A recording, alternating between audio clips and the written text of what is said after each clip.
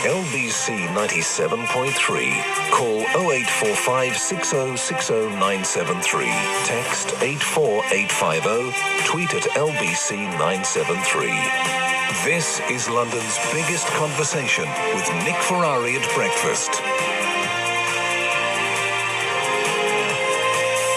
It was earlier this week that the fairly shocking statistics were released by the children's charity NSPCC suggested the highest proportion of sexual abuse experienced by teens was perpetrated by people under 18. That original finding was back in 2009. Subsequent revelations this week shows that the number has actually increased. High number of young women fall victim to this. Accordingly, a new campaign launches today, a series of advertisements on TV, cinema, online, and even on the radio. I don't want to. Stop being weird. Stop! Look away! Look, she doesn't want to! What are you doing? Just stop! I think we probably can end it there. The drive is to raise sex abuse awareness among teenagers. Let's speak to someone for whom this is all too personal and relevant. Kate was a victim of a sexual attack some years ago, joins me now. Morning, Kate. Hi, Nick. Good morning. Thanks for coming on. That's all right. It's my pleasure. How much do you want to tell me about your circumstances? I'm more than happy to. It was nearly 5 years ago, and I was raped by someone who I thought was a friend when I was at university. You were in your late teens then, I guess, were you? Yeah, I was 18, shortly before I was 19. And you were just having a drink with this fellow, or what were the circumstances? Yeah, it was sort of a friends' night out, and we were all sort of poor students, and it got towards the end of the night, and I hadn't had much to drink because I didn't have much money, and I asked if one of his friends would walk me home, as I lived not far from them, and he wouldn't because he couldn't be bothered, really, and I asked if I could sleep on their floor so that I didn't have to walk that small proportion of the journey home by myself, and it happened where my friend lived. What do you remember about it? Were you asleep and he came into you, or what happened? No, I was sort of sleeping in the communal area, and he said he couldn't sleep, and did I want to come in and watch some telly? So I went into his room, and I remember everything, yeah. How did you feel afterwards? Very numb. I don't think it really kicked in for about a day. I mean, I walked home, and I vividly remember I did very normal things, like I had a shower, and I did the washing up, and things like that, and very much tried to block it out. And it was only after a good 12 or 16 hours that it really, really hit me what had happened, because I'd been trying to deny it. I apologise for this next question, and I don't quite know how you gauge a level of brutality or violence, but if there was such a level, would you say that he was 10 out of 10 vicious and brutal towards you, 7 out of 10, 5 out of 10? How would you grade it? I know in my heart what I feel it was, but I'm very reluctant to say, because I think a large part of the stigma surrounding it is that some rape or sexual abuses are worse than others, and therefore it's only the very bad ones that warrant going to the police.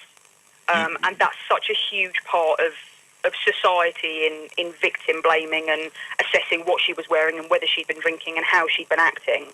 I wouldn't want to sort of, in a roundabout way, tell other people that their sexual abuse was not as bad as what has happened to others. I see.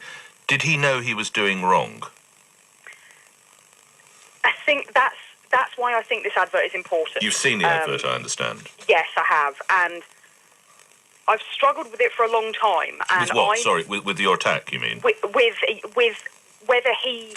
I don't think that he necessarily thought he was doing anything wrong. And I think it was very much like it was in the advert, a prior relationship, be that as friends or as boyfriend and girlfriend, is almost a form of consent that you will want to do that. So I don't necessarily think he does know that he did anything wrong. And obviously I've had the benefit of seeing the ad. You've had the benefit of seeing the ad. The listeners haven't. So, and again, aware that children are listening, so we'll be fairly careful. I mean, it starts as a degree of perhaps intimacy, but then it's quite clear the girl does not want this. Yeah. Well, this man, if you were putting up, and again, I don't want to dwell on this too much, but if you were putting up the same level of resistance, he could have been in no way Could he have not realised what he was doing? He was forcing himself on you. I think a lot of it is, it's an important age group for the advert to address. Yes. Because it's... I mean, it's did you become start kissing? Did you start kissing him? No. Right. And because they kiss at the start of the ad. You may recall that. yeah, but I think that's the difference in that he was my friend. He wasn't my boyfriend when this happened. Okay. And one of the important things to address is that consent is reversible. If you decide at any time that you don't want to carry on, you should be in a position to say, I don't want to carry on.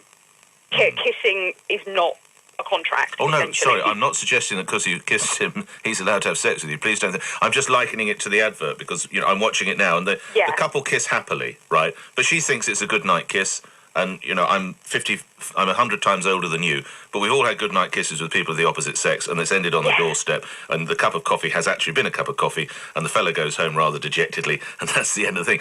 What doesn't, and I've had more of those occasions than you can imagine, what doesn't normally happen is what this bloke does in the advert, of course. Yeah. And I think a lot of girls probably will watch that advert, a shocking number of girls will watch that advert and look at that and go, that is rape. But it's way too common for girls to think that they need to have sex in a relationship to keep men about. And I'm not saying that necessarily having sex when you're not really in the mood is the same as rape.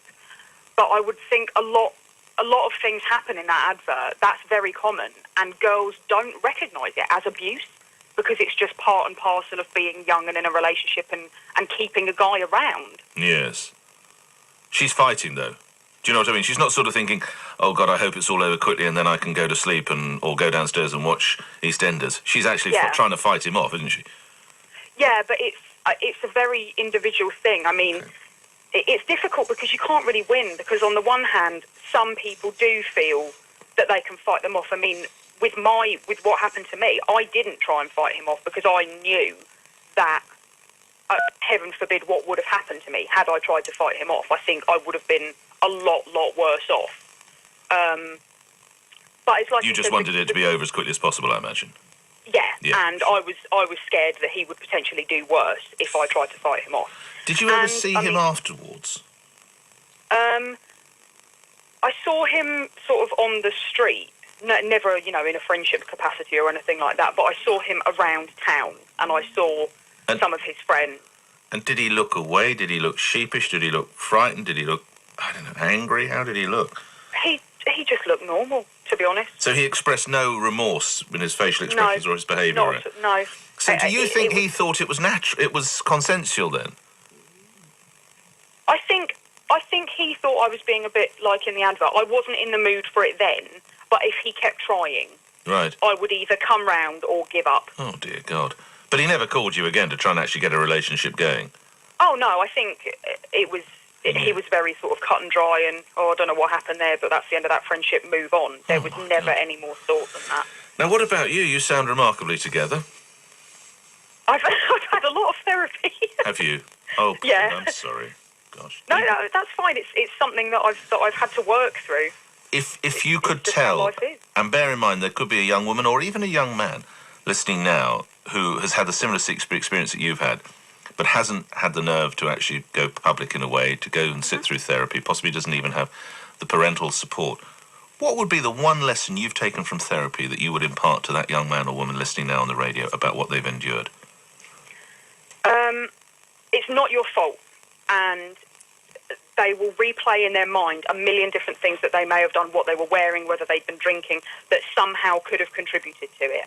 And there is nothing that they will have done that's contributed to it. And it's a sad thing, but it's also slightly heartening to know that they're not alone. And whether that's support groups in person or message boards on the internet, there are a lot of people out there that have been where they are and have come out of it the other side and managed to turn it around, and it's not the end of their life as it is. You've done so well. Do you mind asking lastly, are you in a happy relationship now?